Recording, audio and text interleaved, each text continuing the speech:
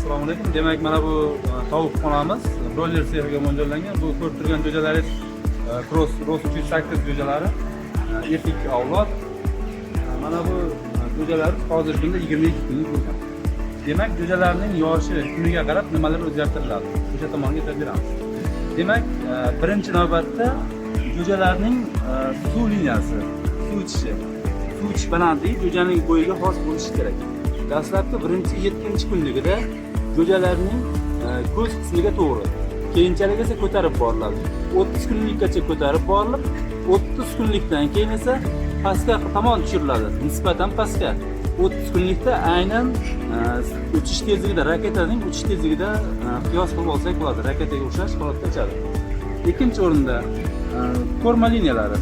Ko'rma liniya jo'janing bo'yiga xos holatda birinchi 3-5 kunlikda iloji boricha qog'ozga yemlar beriladi, tarmoshkalar ochiq holatda qo'yiladi. Yemga o'rgatilgandan so'ng esa tarmoshkaning ust qismi yopiladi va yem bilan to'ldiriladi. Bu tarmoshkaning balandligi ham, yemlarning balandligi ham jo'janing bo'yiga mos holatda ko'tarilib borish kerak bo'ladi. Aks holda jo'janing yotgan holatda yem yeyishi jo'ja uchun salbiy oqibatlarni olib kelishi mumkin. Harakatning kamligi, motsionning kamligi ovqat hazm qilish sistemasidagi faoliyatning bo'lishiga olib keladi.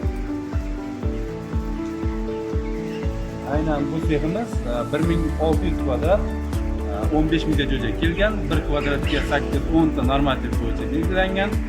O'sha normativlar bo'yicha qo'yilgan. Faqat normativlar bizda 30 kunlikgacha amal qiladi.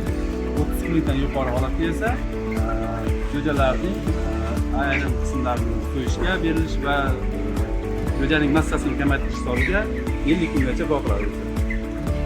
Demak, suv liniyasida dastlab katta suv bochkalari zapas holatda suvlar to'planadi. Suv to'plash muddati 2 soatdan oshmasligi kerak. Yangi suvni almashishi issiq tizimda pechkalar ishlaydi. Sovish tizimida gofra, axlageniya deymiz yoki yana radiator vazifasini bajaruvchi sistemamiz mavjud.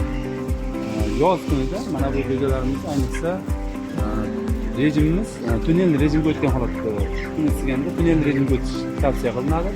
Tunnelni rejim qanday bo'ladi? Mana bu fortchkalarning, ikki tomondagi fortchkalarning holatini ko'rayotgan bo'lsangiz, 100% yopiq holatda. Fortchkalar yopiq holatda 100% bu havoning faqat tortmasligi, havo vakuum hosil qilinishi va vakuumdagi havo faqatgina mana bu sovish tizimi axlageniyadan havoning tortishini ta'minlab beradi. Demak, havoning namlik darajasi bu yerda soyadan o'tadi. Soyadan o'tganligi uchun sovuq havo. Agar gofralarni namlaydigan bo'lsak, nam havo o'tadi. Nam havoning massasi og'ir bo'ladi.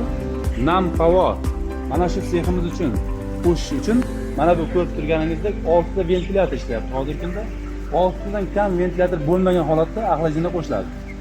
Sababi 6 tadan kam holatda ventilyator kuchi kamlik qiladi va nam havoning axlageniya yaqiniga tushishiga sabab bo'ladi. Va bu joydagi jo'jalarning sovuq qotishi va shamollashiga olib keladigan sabablardan biri hisoblanadi. Sexlarda, jo'ja xonalarida eng asosiy ahamiyatga ega bo'lgan narsa bu yorug'lik hisoblanadi. Yorug'likni ta'minlash. Mana bu lampalar orqali yorug'lik ta'minlangan. Yorug'lik ta'minlash dastlabki bir haftalikda 100-120 litrgacha, keyinchalik esa 80-700 litrgacha tushib borishi jo'janing yoshiga qarab. Demak, dastlabki davrda jo'jalarning rangi sariq rangda, nur qaytarish kuchsiz. Jo'jalar yoshi kattarib borgan sari nur qaytarish aks ta'siri kuchayib boradi. Shuning hisobiga yuz pasaytirib borsak ham jo'jalarga normal holat. Va aynan yosh oshgan sari jo'jalarga yuqori yorug'lik stress omil beruvchi hisoblanib qoladi. Va vес olishiga salgina to'sqinlik qiladi. Yorug'lik sistemasiga gapirgan vaqt bir narsani gapirib o'tay. Yana aynan jo'ja uchun eng asosiy ahamiyatga ega bo'lgan narsa bu texnichasi, ya'ni uxlash davri asosiy ahamiyatga ega. Bu jo'jalarimizga hozirgi kunda 22 kunlik jo'jalar 4 soatlik texnichasida 4 soatlik damlar kechqurunga tashkil qilingan.